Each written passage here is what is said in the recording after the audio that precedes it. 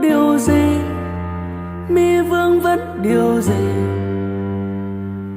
Người ta đâu có nhớ đến mi, sao mi cứ chờ đợi, sao mi cứ u hoài.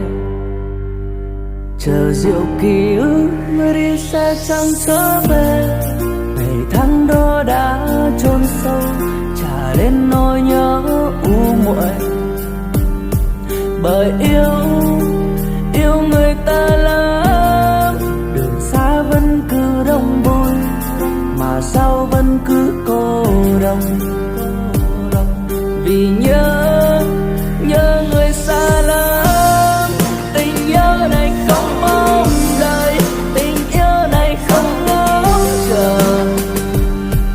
Chỉ cần người hạnh phúc cũng đã đủ rồi, bình yên giờ không nơi này, bình yên vui chốn nơi nào.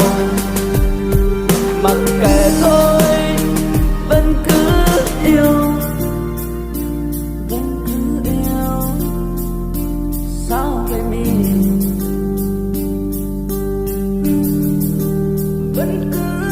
Giờ tôi vì ai mà ai vì tôi, tình tôi giờ đang ở đâu? Từng sống vì nhau tại sao vì đâu, tình yêu giờ đang chìm sâu. Nhiều khi muốn dừng lại ở đó, mà sao vẫn yêu lại người đó. Sao vậy chứ, vẫn cứ trách bản thân. Ok sao vậy chứ, vẫn cứ yêu chẳng giận. Được tình duyên xuân lận đận, đến sơ sơ cũng 12 quận. Ai mới sống trong vòng lẩn quẩn với lý trí. Được yêu vì ai giờ đây có lẽ là một điều xa xỉ. Vẫn yêu em là thế đấy, vẫn mong em là thế đấy. Giờ cho em có bên người ta hạnh phúc thì cứ yêu em là thế đấy. Anh vẫn luôn cố chấp và yêu một quá mà sẽ mãi luôn như vậy. Giữa màn đêm làm vua của những nỗi buồn, tìm em ở đâu giữa bốn phương. Người lạnh nhạt quá, lạnh đông như giết chết tim anh. Tình yêu này không mong đợi, tình yêu này không ngóng chờ.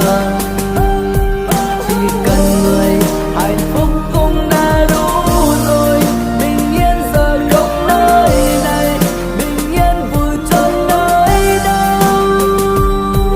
Mặc kệ thôi, vẫn cứ yêu. Nghe tiếng gió đang ghé thành phố bình yên. Vì sao làm sao tại sao vậy mi đã quên muộn phiền.